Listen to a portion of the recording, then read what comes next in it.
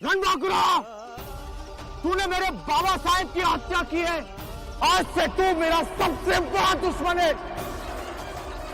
मैं अपने पिता की हत्या का बदला तुझसे लेकर रहूंगा। महारानी साहब, हमें जल्द से जल्द इस क्षेत्र से निकलना होगा।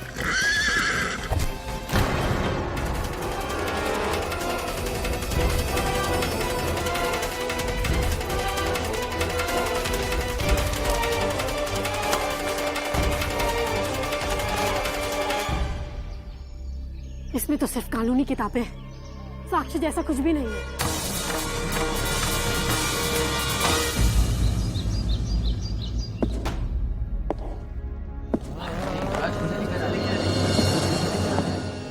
ये तो महाराज है।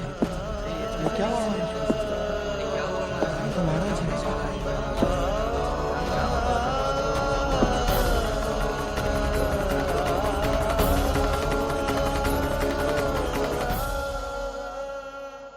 हमें तो कुछ समझ में नहीं आ रहा है। रोज ने जो हमें बताया था उसके अनुसार तो इसमें मंगल पांडे जी के विरुद्ध साक्ष्य होना चाहिए था, परंतु इसमें तो कुछ भी नहीं है और बग्गी में भी कुछ नहीं था। कर्मा, हमें इसमें किसी घोर षड्यंत्र का आभास हो रहा है कि मंगल पांडे के खिलाफ लंदन से आया एक लॉयर एविडेंस लेकर बैरकपुर जा रहा है और वो ऐसा प्रूफ है जिससे ईस्ट इंडिया कंपनी केस जीत जाएगी और मंगल पांडे को फांसी की सजा मिलेगी। हे देवा, अब समझ में आया। ये सब कुछ सुनियोजित ढंग से रोज को सुनाने के लिए किया गया था। पर महारानी साहब, हमारी समझ में ही नहीं आ रहा कि इस सब के पीछे है कौन? नेल्सन, उस धूर्त फिरंगी के अतिरिक्त ये घिनौना षड्यंत्र और कोई नहीं रच सकता। वो इस भ्रम में जी रहा है कि हम हिंदुस्तानी उसकी किसी भी चाल को समझ नहीं पाएंगे। सच तो ये है कि इन धूर्त फिरंगियों को आभास हो गया है कि पूरे हिंदुस्तान में महाक्रांति की जो आग फैली है वो इन्हें हिंदुस्तान में ज्यादा दिन तक टिकने नहीं देगी। इसीलिए ये हमें आपस में लड़ाना चाहते हैं।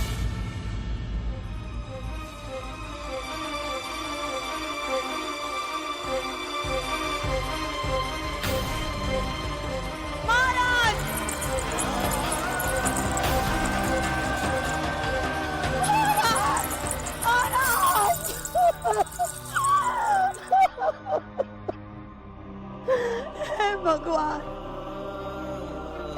किस बात का प्रतिशोध ले रहे हमसे? बिगाड़ा था इन्होंने किसी का।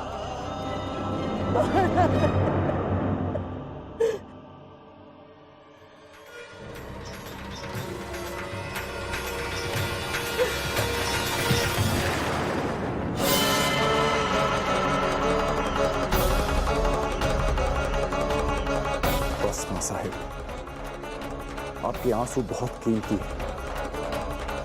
उन्हें तब तक रोक के रखिए जब तक मैं बाबा साहेब की हत्या का बदला नहीं ले लेता।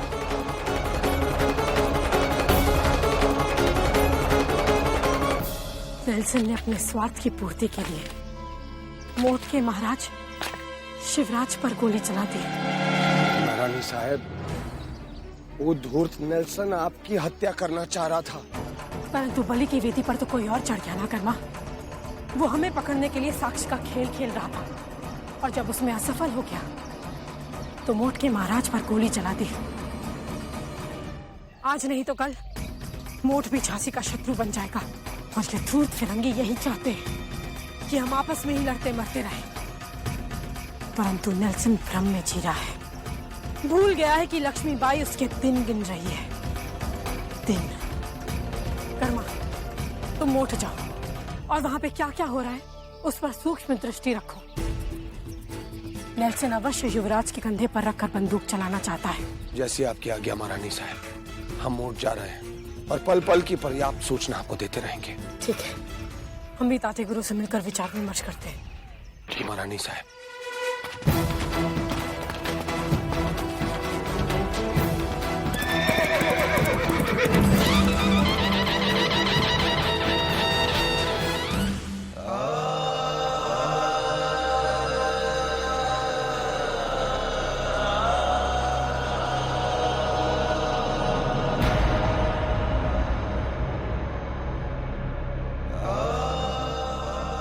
कुंवर युवराज,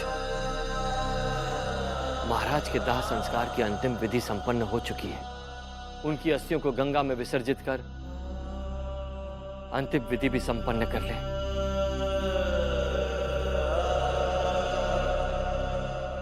कुंवर युवराज, सचमुच ये हम सब के लिए बहुत ही दुख की घड़ी है, परंतु सब कुछ तो हमारे हाथ में होता नहीं। इसीलिए आप भी अपने मनोभावों पर नियंत्रण रख भविष्य की ओर देखिए, क्योंकि राज सिंहासन को अधिक देर तक खाली नहीं रखा जा सकता। इसीलिए आप भी महाराज की अस्थियों को विसर्जित करके आपके राज तिलक का अनुष्ठान शीघ्र अतिशीघ्र संपन्न करना अति आवश्यक है। पुरोहित जी, आप पंचांग देखकर राज तिलक का शुभ मुहूर्त निकालिए। बंद कीजिए ये सब। ना ही ये अस्थियां विसर्जित होंगी, ना ही राज्याभिषेक होगा।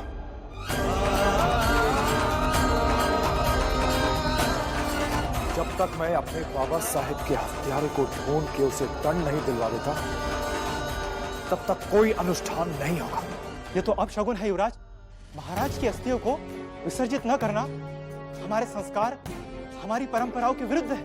इस प्रकार महाराज की अस्थियों को महल में नहीं रखा जा सकता। कुंवर युवराज, महाराज के स्वर्गवास के बाद आप ही को मोट का सिंहासन संभालना है। आप ही इस सिंहासन के उत्तराधिकारी हैं और राज तिलक तभी संभव होगा जब ये अस्थियां विसर्जित होंगी।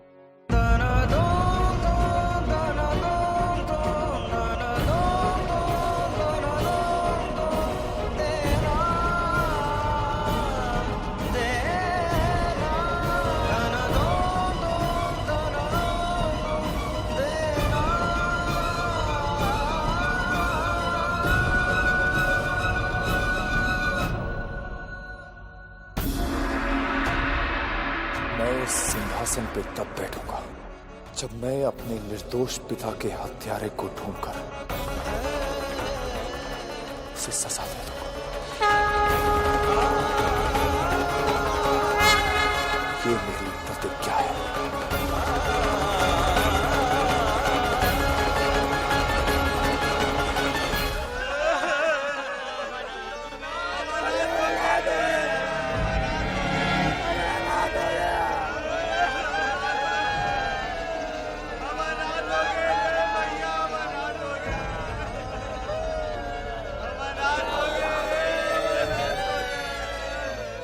क्या हुआ भैया, यहाँ हुआ क्या? अरे महाराज हमके छोड़ के चले गए भैया। क्यों भाई, तुम तो राजकुमार के साथ गए थे ना? तुम्हें तो पता होगा हमारे महाराज की हत्या किसने की? उसी लुटेरे रणबांकुरा ने। और युवराज हमारी परंपराओं और हमारे संस्कारों के विरुद्ध अनर्गल बातें कर रहे हैं। बताइए, अब महल में महाराज की अस्थियों को कैसे रखा जा सकता है? अरे भगवान, ये महल में तो बहुत बवाल मचा हुआ और सारी की सारी सूचना गलत फैलाई गई है। महारानी साहब, Excuse me, Prince. ये टेलीग्राफिक मैसेज अभी अभी मोट कमिश्नर से आया है। लॉयर कैप्टन हैच ने महाराज शिवराज के assassination पर condolences जाहिर करते हुए कहा कि आपको बैरक पर आने की जरूरत नहीं है।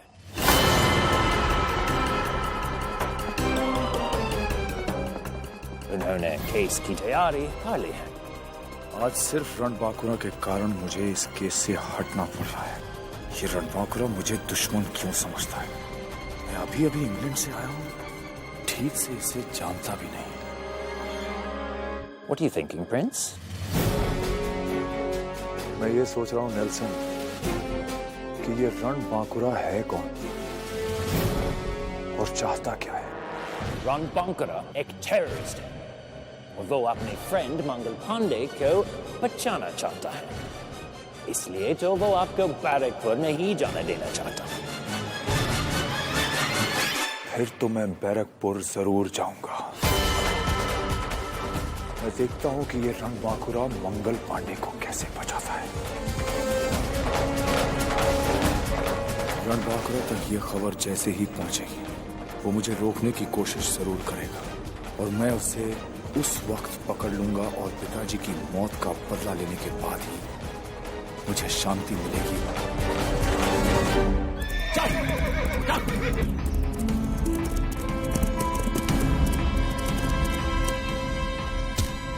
ताते गुरु, हमारे साथ बैरकपुर जाने के लिए सेना की तैयारी हो गई ना?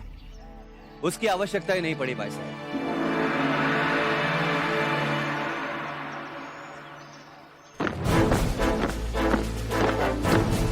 कानपुर की 53वीं बटालियन की पैदल सेना मंगल पांडे को छुड़ाने के लिए हमारे साथ है।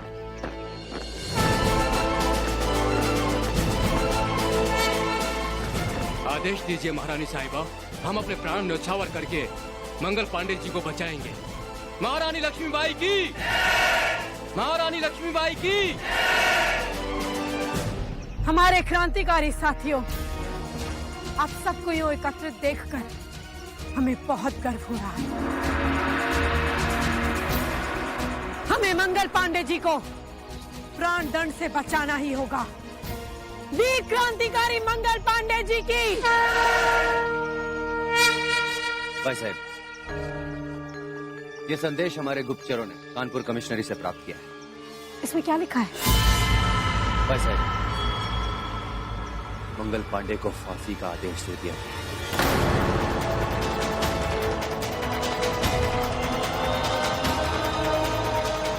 नहीं ताते गुरु,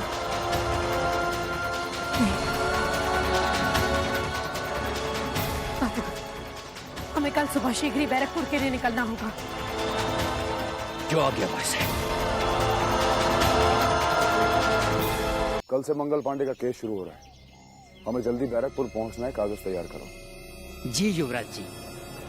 हे भगवान, ना मूर्ख है ये युवराज, अपने पिताजी की अस्थियां प्रवाह किए बगैर ही बैरकपुर जाने की ठान बैठा।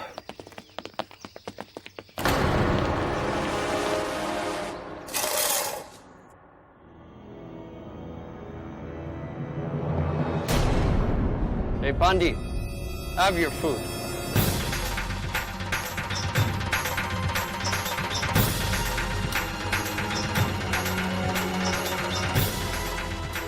हे अन्नपूर्णा देवी, इन्हें क्षमा करना। तेरे अपमान का घूंट तो हम पी लेते, परंतु इसे, ये अन्न है पापी, अन्न। इसका अपमान हम कभी सहन नहीं करेंगे। I pray to God, you rot in hell! Mangal Pandey के मरने के बाद भी क्रांति की ज्वाला नहीं बुझेगी, क्योंकि अब ये ज्वाला वीरांगना लक्ष्मीबाई के हाथों में है। हमें भविष्य में उगता हुआ वो सूर्य दिखाई दे रहा है जिसकी किरणें दिल्ली के किले पर लहराते हिंदुस्तानी परचम पर झिलमिला रही हैं।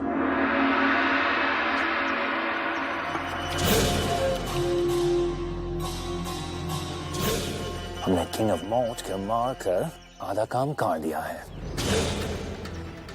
किसी तरह रणबांकुरा को बेनकाब करके प्रिंस ऑफ मौत को दिखाना है कि रणबांकुरा ही क्वीन ऑफ झांसी है, और इस तरह मौत और झांसी आपस में लड़ मारेंगे। Just need to figure out a way to make it happen. Do that! जल्दी करो, हमें बैरकपुर जाना है। ये भीम सिंह भैया, तुम यहाँ?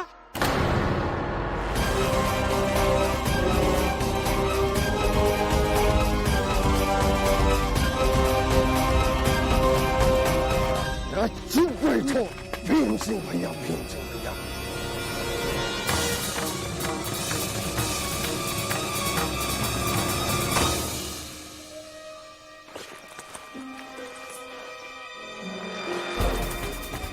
रणबांकुरा ने इस अंतराज में अपने आदमी को भेजा है।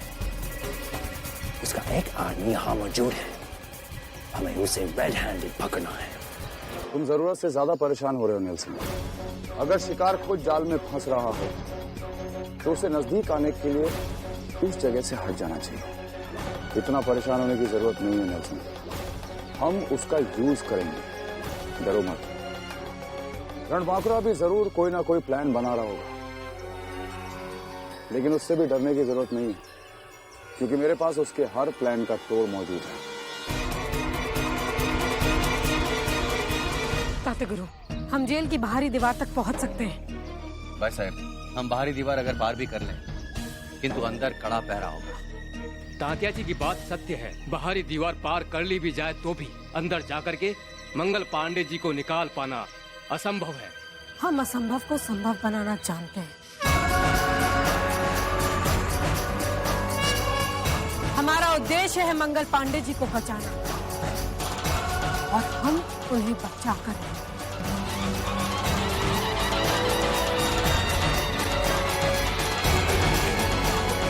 मेरी बात तुम्हें समझ में आई Nelson? Yes, yes, of course. लेकिन हम उसका यूज कैसे करेंगे? देखते जाओ नेल्सन, पर मेरी एक बात समझ में नहीं आई, तुम्हारी रणबांकुरा से क्या दुश्मनी है? Is it personal? हमारी लड़ाई इन फिरंगियों से व्यक्तिगत नहीं है, हमारी लड़ाई इन फिरंगियों के क्रूर मानसिकता से है। ये धरती हमारी है और हम इन्हें अपनी धरती से भगा कर रहेंगे, और संगठित होकर, एकजुट होकर इन फिरंगियों को अपनी धरती से हमेशा हमेशा के लिए भगा देंगे। रणबांकुरा ईस्ट इंडिया कंपनी के खिलाफ तो है, लेकिन उसने मुझे बहुत हरास किया है। ये सब उसकी वजह से है, मैं उसे छोड़ने वाला नहीं। हम दोनों का दुश्मन है रणबांकुरा, हम उसे किसी भी कीमत पर कैसे भी पकड़ना चाहते हैं। हमारा पूर्ण जीवन हमारी धरती माँ के लिए समर्पित है, और जब तक हम जीवित रहेंगे समर्पित रहेगा। अब हमारा लक्ष्य केवल बैरकपुर है।